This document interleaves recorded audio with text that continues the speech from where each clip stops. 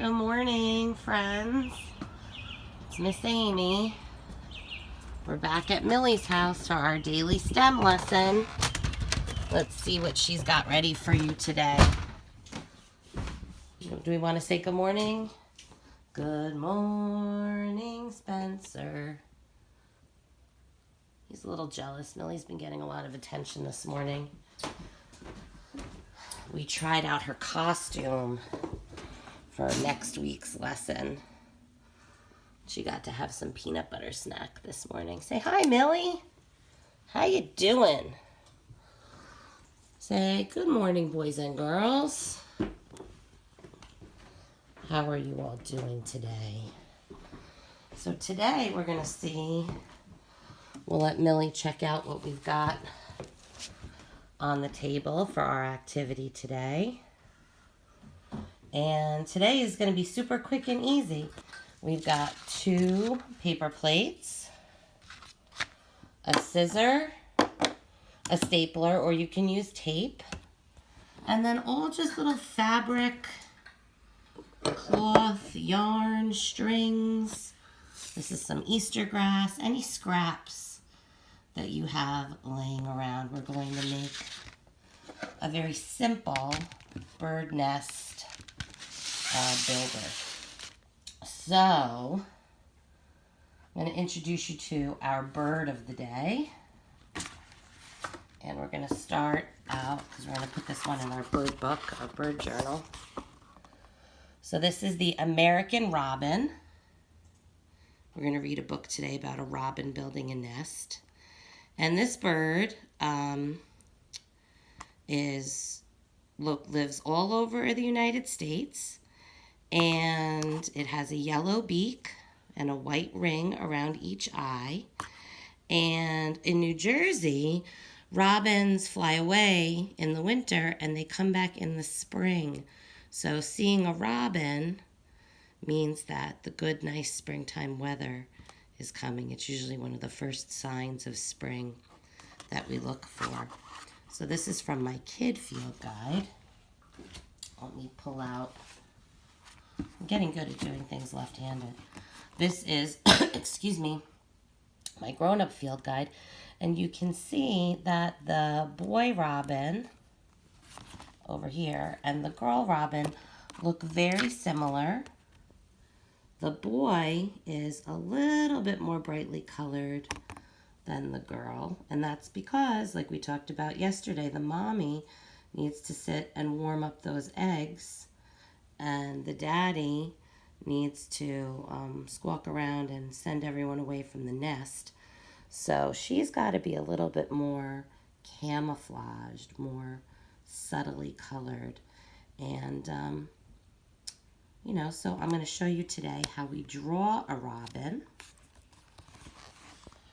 Robins are carnivores. That means they eat meat. So you'll often see them in your yard pulling up worms. And there's that expression, the early bird catches the worm. They're talking about the robins. So I've got my crayons. I've got my bird journal. And today we're going to draw. We're going to start. I don't know how she knows. Millie sees me dumping out the crayons. And here she comes. You may see her.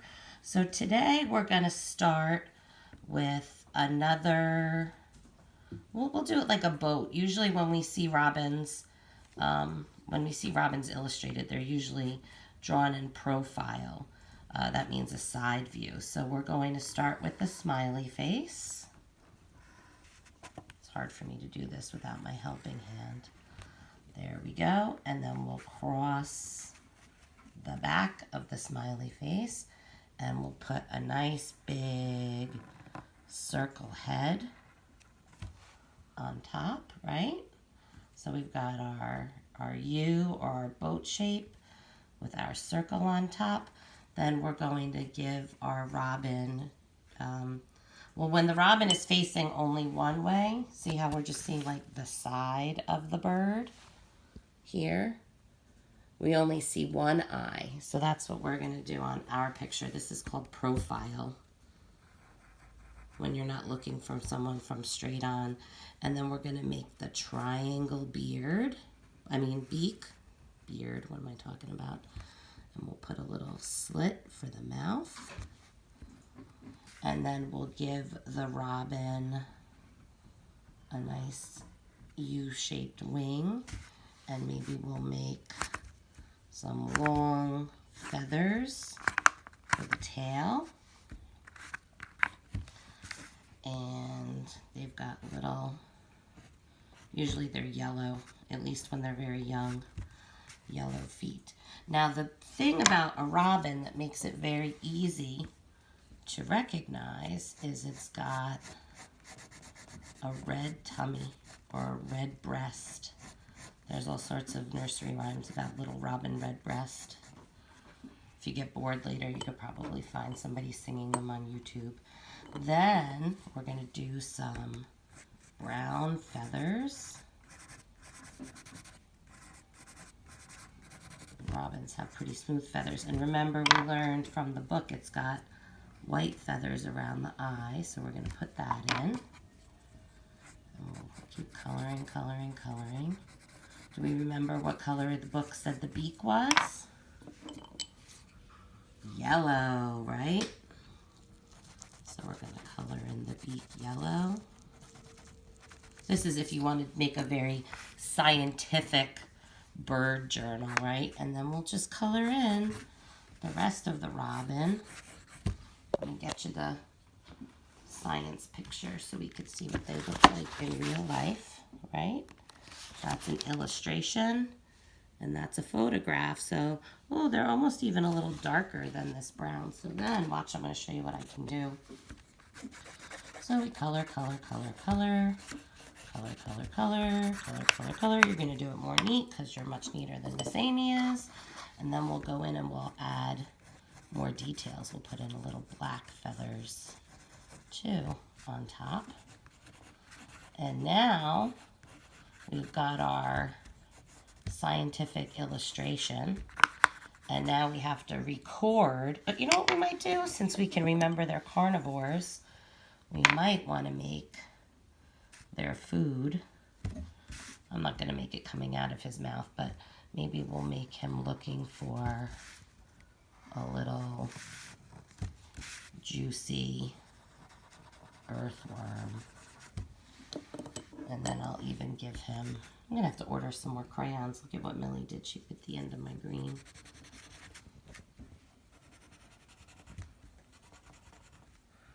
So there's the robin with the worm. And now we're going to spell Robin's name. So Robin starts with R. That's an R.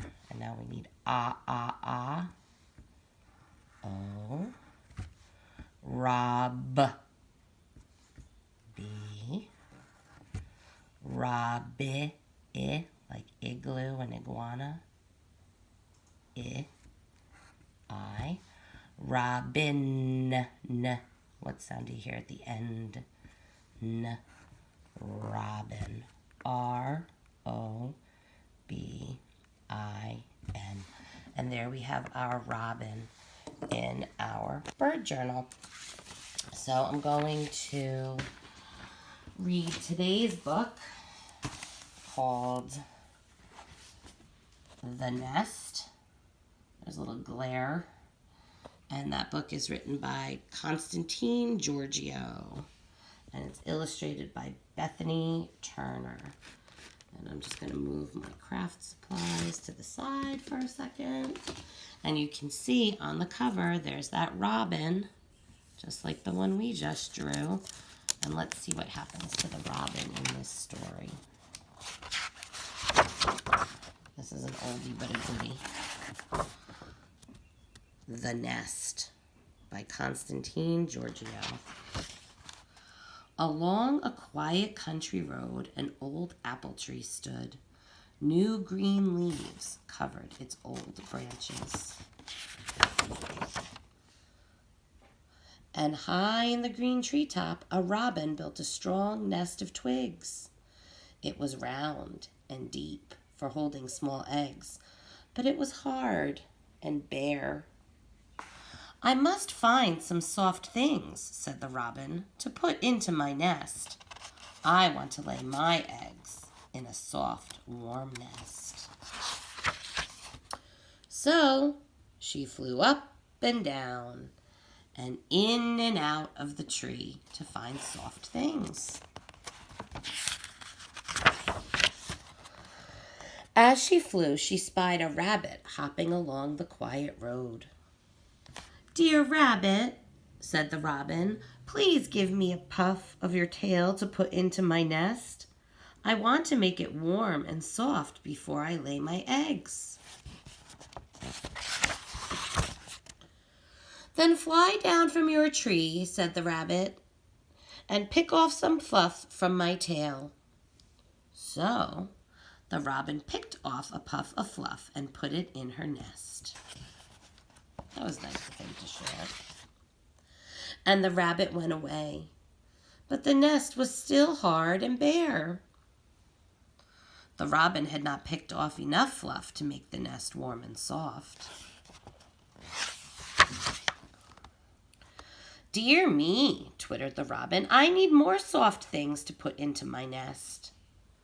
So she thought and thought and thought. Suddenly she saw a woolly lamb resting in the shade of the old apple tree. "Woolly lamb," asked the robin, "please give me some of your wool to make my nest soft and warm."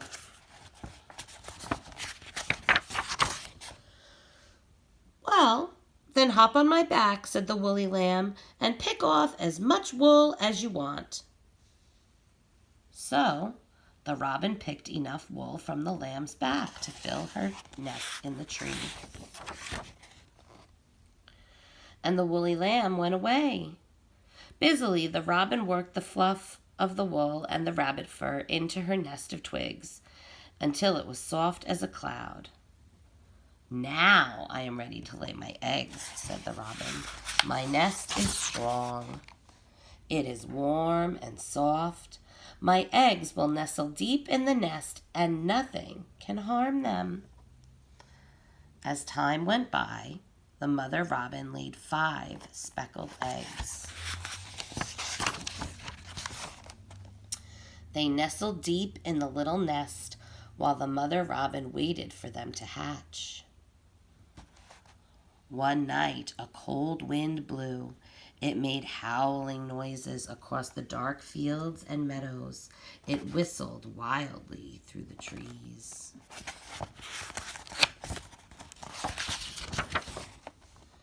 The branches of the old apple tree swished and swayed in the darkness, rocking the little nest high in the green treetop. But the mother robin was not afraid. She spread her wings over the tiny eggs and watched the rain drip off the leaves and onto the grass.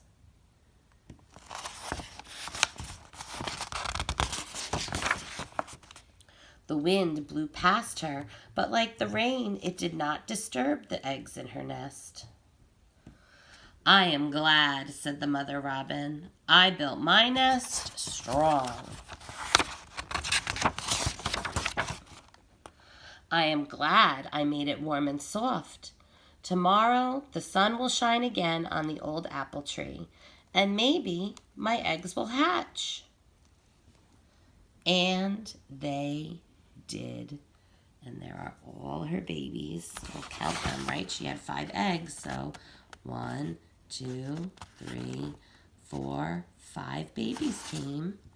And there she is with their worm getting ready to feed them their first breakfast.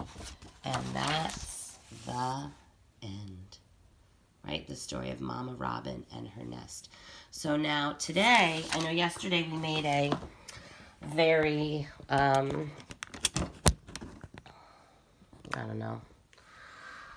we made a nest builder that was maybe a little complicated. So today I'm going to show you how to make a very simple one. Especially good if you have if you're a little kid, if you're not a pre-K or a high top, maybe you're a leaping lizard or you're working with your younger brothers or sisters, this would be a good one. So I've got my 2 paper plates, right? And I took my crayon and I drew a black line over one of them. And now I'm going to take my scissor and I'm going to cut my plate in half. So this is good because if you want to make 2 of them, you've got an extra piece. And then I take my pocket, I take my half a plate and I put it on my whole plate, right? We've got a whole one and a half one. And I make a little pocket. So now this, if you're little, this would be a part where a grown-up would help you. If you're big, you can do it on your own. I used to let my pre-K and kindergartners use the stapler. And so you staple the pocket. I think Miss Laura lets her kids use the stapler too, and those guys are high tops. So you just kind of go around.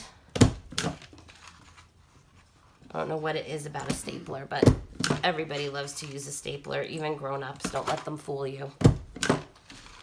There's something very satisfying. So you thunk, thunk, thunk. If you really want to be fancy and get a lot of fine motor skill practice, you could hole punch all of these spaces and teach. Actually, could you grab me the hole punch? The hole punch in the kitchen? I'll show you. Todd's gonna help me. So if you want to use a stapler, that's good. If you want to up the challenge level, so what you do is you take this, and then if you want to be fancy schmancy, you can color it. You could draw another bird on it. It's in the kitchen. My one that Linda gave me with the purple handle is. So you could draw your bird and decorate it up. And then you go along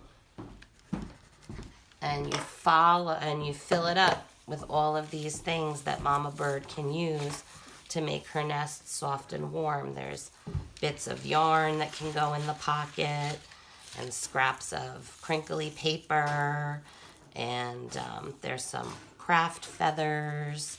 So you can tuck that all in your pocket. Here's some Easter grass.